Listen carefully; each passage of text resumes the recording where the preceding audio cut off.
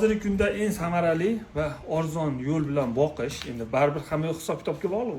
Ham foydali kaloriyali yem tayyorlash yo'lini qo'ldan kelgancha obunachilarimizga o'rgatamiz. Kelinglar, olib keling.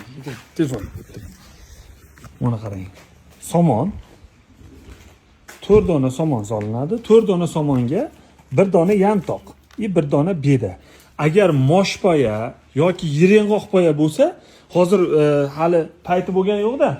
Lekin bo'ladigan bo'lsa, bularga yog' mahsuloti bo'ladi o'shalar. Hali yireng'oq bilan mosh yog' ishlab chiqaradi, yog'li bo'ladi.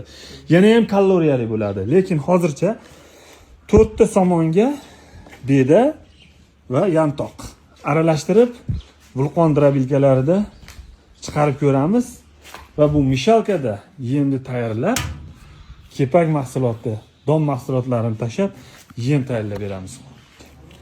Yurinchi, Muzaffar, nimalar qilib yubordiz bu drobilka, nimalarni qilib? O kepak qilib tashirgani bularda, qani ochinchi oshni tagini aralashib ketar ekanda, qarang, qanaqa yem bo'lyapti. Somon, beda, qaynaverasiz, aralashib. Kepakda? Kepakdek bo'ladi. Masalan, mana hali kepak qo'shilgan yo'q bularga don mahsulotlarida. Qo'ylarimizga osh qilib berar ekanmiz-da endi. Xudo xolasa. Bosavering. Guruch soling qozonga. Muzaffar. Guruch soldingizmi, rais buva? Az damlaymiz oshni.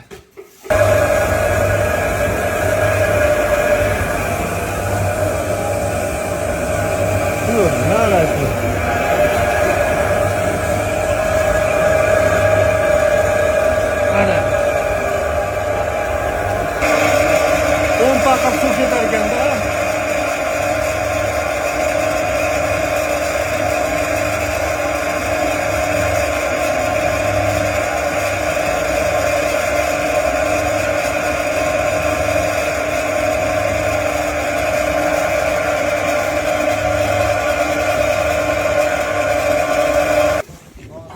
Men doim obunachilarimga o'zim daromad olib, o'zim foydalanayotgan narsamni ilinaman.